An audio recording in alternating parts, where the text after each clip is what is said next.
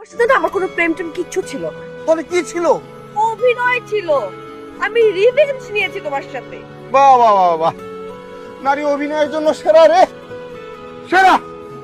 এই কথাটা আসলে সত্য, এটা আমি হাড়ে হাড়ে টের পাচ্ছি তোমাকে দেখার পর। আমি না কিছু বুঝতে পারছি না, মানে হঠাৎ করি ফোন আর রিসিভ করে না, তারপর এখন কল করি তো কলই ঢোকে না, মানে বুঝতে পারতেছি না ব্লক করে দিল কিনা। কিন্তু কি সমস্যা কি বিষয় তো বলবে না। আমার আসলে খুব টেনশন হচ্ছে বুঝছো। আমি তোমার কাছে আসছি, তুমি যদি একটু কল করতা। হ্যালো, হ্যাঁ কি অবস্থা, কেমন আছিস? সাবিত ভাইয়া কেমন আছে? এই নে ভাইয়া আমার সামনে, ভাইয়ের সাথে কথা বল।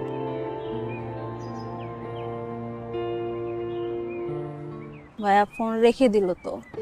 ও কেন এমন করতেছে আমি না আসলে। আচ্ছা শোন, আমি আসি।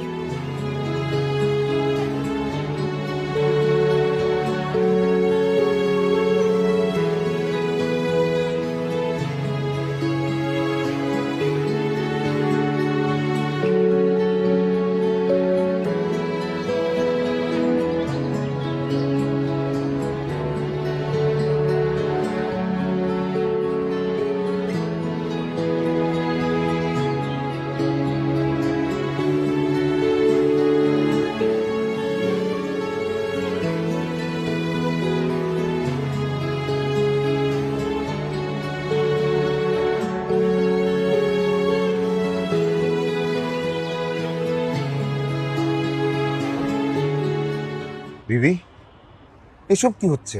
আমি তো তোমাকে কোথাও পাচ্ছি না, তোমাকে ফোন করে পাই না, তোমার বাসার সামনে এসে দাঁড়িয়ে থাকি তারপরেও পাই না, মানে হচ্ছেটা কি? তুমি আমার বাসার সামনে কেন আসো? আগে আমার প্রশ্নের উত্তর দাও।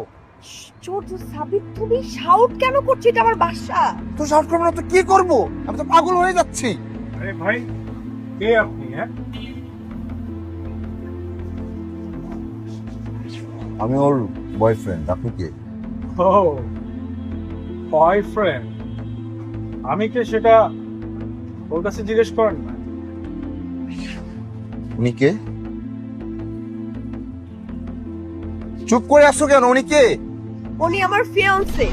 তুমি প্লিজ এরপর থেকে আমার সাথে আর কথা বলতে চাইছো না। আমি তোমার সাথে কথা বলতে চাই না। কি বললা? তুমি কি ইংরেজি বোঝো না? বললাম ওনার সাথে আমার বিয়ে ঠিক হয়েছে। ও আচ্ছা, এই জন্যই এই অবস্থা। আমি ফোন করে পাই না, আমি বাসার সামনে এসে দাঁড়িয়ে থেকে পাই না, কোথাও পাচ্ছি না।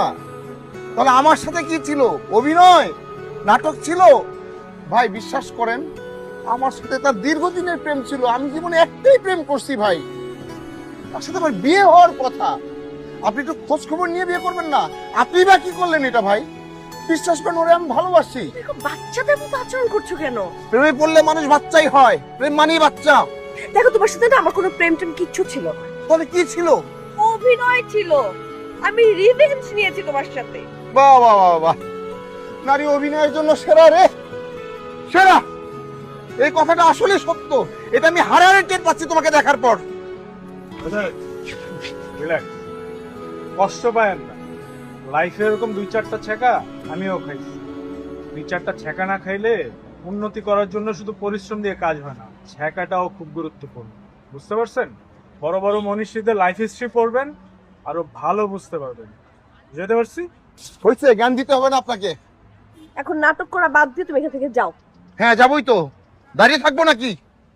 একদম চিরতরে চলে যাচ্ছি।